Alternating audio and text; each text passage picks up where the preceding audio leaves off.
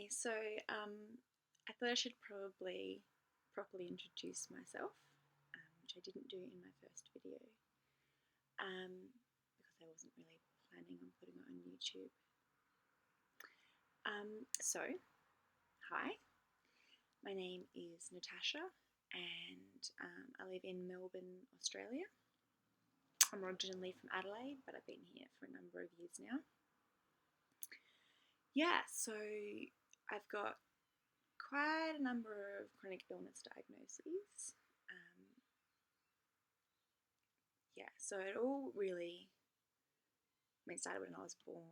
I was born with a genetic connective tissue disorder, but I didn't know that until a few years ago.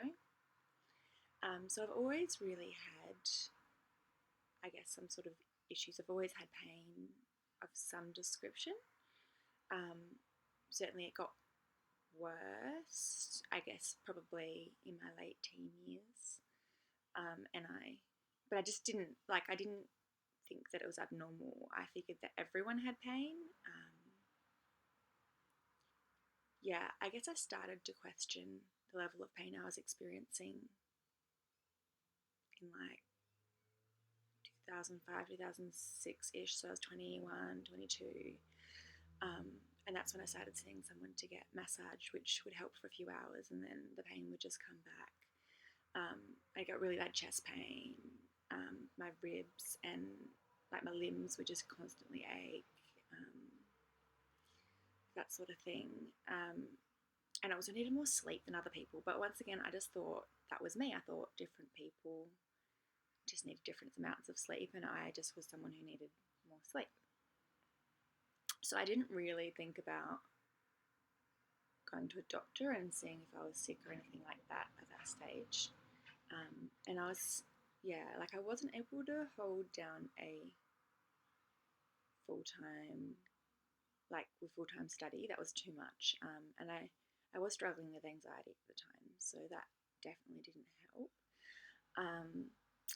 But I was still relatively well. I was able to exercise, and I was able to work. Actually, was able to work a full-time job, and then and then in 2006, the end of 2006, towards the end of 2006, I moved to London, and I spent about a year in London, and I did some traveling around Europe, and I came back towards the end of 2007. Now, while I was in Europe, I got really quite unwell, and I ended up in A&E in Bruges in Belgium because I was really, really sick, flu-like type symptoms, but I was just so fatigued I could hardly get out of bed. So I didn't get to see much of Bruges, unfortunately, because I was too sick, and then I just saw the inside of a hospital, which was quite a nice hospital, but not exactly what most tourists would go to see. I'm saying a lot, but that's okay. So, and then I got home to Australia in, I think it was October 2007, October, November. And it was after coming home that I think my health really started to, I guess, go downhill more significantly. So my digestive system started really playing up with IBS symptoms, and I was getting more and more fatigued, dealing with a post-exertional malaise, so where it would take me a long time to recover from using energy. So by 2009, I was at a stage where I was working and I was studying part-time. I was working part-time as a minister of religion, a Christian minister, and I was also studying theology part-time. I was doing 2 subjects and working 2 days a week in ministry. And I found that I would go into work and within about 4 hours, I would be so exhausted isn't even the word.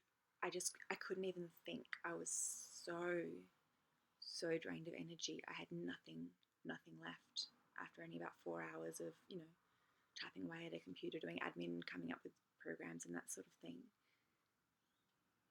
It just completely drained me of every ounce of energy, like to a degree that I hadn't experienced before. And I really shouldn't have driven home. Now I know it was dangerous, but still, at the time, I didn't consider myself sick. I just thought, oh, well, I'm going to have to spread my hours over more days and do work at home and figure out how to make this work. I didn't even click that I might be sick, or yeah, I don't know, it's a bit strange. But then in September 2009, I had a quite serious car accident, and after that everything started to really fall apart. So I had to quit my job in ministry at the church I was working at, which was really sad because I loved that community and those people. But I knew it just wouldn't be possible for me to continue and actually really do that job well. And I tried to go back to doing admin work, which I thought would be easier. It's less it's just admin. There's no like kind of emotional stuff that goes on as much. It's not it's just a bit easier, I thought. So I tried to do that, but I found that I just couldn't. I was coming home and going straight to bed, hardly being able to feed myself, sleeping all through the weekend. And then within a few weeks, I had to take Mondays off because I just couldn't get to work. And then, before long, I couldn't get into work at all. I mean, one day I tried to go in and I was working in the city, and I got into the train, I took the train into the city, and by the time I got to work, I was so completely and utterly exhausted that I burst into tears and took the train back home again, just crying, bawling my eyes out, and then all I could do is go back to bed and be in bed the rest of the day. So I ended up having to apply for a disability pension, which I have been on since. But it took a long time to get a diagnosis, so the doctors all told me it was depression, or, depression and PTSD from the car accident, anxiety, all of that sort of thing. But I knew there was something physical going on. So eventually, after a couple of years, I was diagnosed with myalgic encephalomyelitis, or chronic fatigue syndrome, ME/CFS. And I was also diagnosed with fibromyalgia, though I kind of put them together a bit like for me, there's pain associated with ME. So, yeah. And then I was diagnosed with postural orthostatic tachycardia syndrome, which is a form of dysautonomia, or comes under the heading of dysautonomia type of that. I'm sorry if I'm making mistakes or not making much sense. Sometimes my brain doesn't work 100%. Yeah, so I was diagnosed with that, and then I found out that I have the genetic connective tissue disorder, which helped make a lot of sense with a lot of things. And then I was diagnosed with chronic Lyme disease, Borrelia burgdorferi, and co-infections,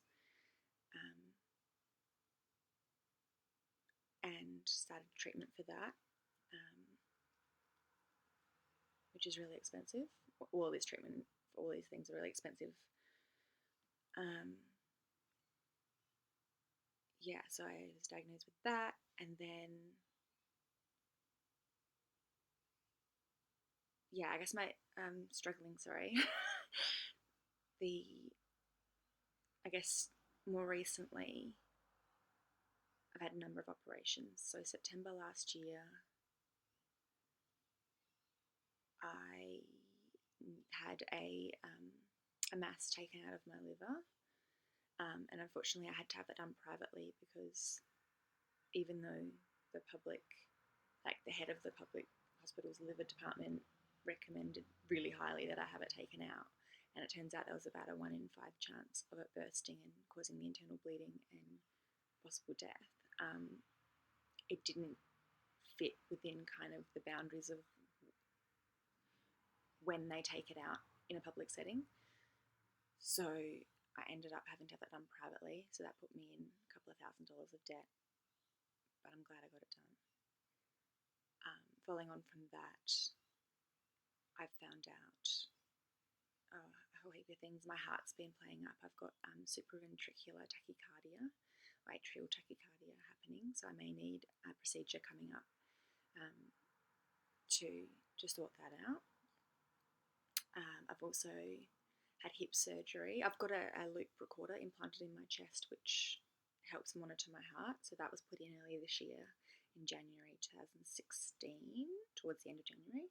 And then in February, I had an arthroscopy on my hip, which unfortunately showed huge amounts of inflammation, synovitis. So that led to a diagnosis of lupus, and also my rheumatologist thinks I've probably got arthritis as well, but that hasn't been diagnosed properly yet. So I've been put onto methotrexate, which is quite a strong drug. It actually comes under the heading of chemotherapy, but it's certainly not like the IV chemo. It's tablet one. So I've been taking that to try and control the inflammation. My hips are still really painful. They've just been really bad. So that's happening. And I also need surgery on my wrist. I've got an arthroscopic procedure coming up to find out whether I have enough cartilage left to be able to do a wrist reconstruction. So yeah, that's in a couple of weeks. I have the arthroscopy to find that out. And I need the arthroscopy because they would usually do an MRI, but I can't have MRIs because of the loop recorder that I've got monitoring my heart. So yeah, that's happening. And all at the same time, I went off of treatment for the Lyme, and now I'm on new treatment, and that's really expensive. I just bought my first lot of medication stuff for that, and that cost about $500. I've got so many specialists and appointments, and I'm so grateful for the safety net that we do have for doctor's appointments here in Australia, but a lot of my treatment is not PBS and is very expensive. And then there's still the debt from surgeries and probably future surgeries. I'm having the same problem with my wrist that the public system won't operate. They only want to fuse it, which would stop the pain but mean that I can't use my wrist anymore. They won't do a reconstruction. So if I want any chance of being able to use my wrist again, I have to go private. Thankfully, I have a really good surgeon, and he's trying to reduce his fees to make the gap as little as possible. But it's still money that I have to find if I have enough cartilage to do the surgery. So yeah, that's a little bit about me and where things are at with my health at the moment. There's so much more I could say. And my health is certainly not all I am. Like, I'm a 32-year-old woman with a theology degree. I also studied youth and community work. I started off actually doing a Bachelor of Dance Performance, and I love the arts and dancing. And before my health deteriorated, I was actually hoping to get back to a point where I could audition for a small dance company and do that part-time. Obviously, that's no longer really an option. I also tried to start studying psychotherapy post-grad, but my health just didn't allow me to do even one subject, unfortunately. I am passionate about social justice and human rights, and I have an interest in politics, and I love watching sport. I barrack for Port Power. Don't hold that against me. in the AFL, and I love watching cricket. I love Test cricket in particular. Yeah, so that's just a little bit about me. I'm also power of attorney for my mum and help care for her. She's really sick in an aged care facility, even though she's been in there since she was in her late 50s. So that really is hard. But yeah, that's about it. Thank you so much for watching, and I will make another video sometime soonish. Alright, bye!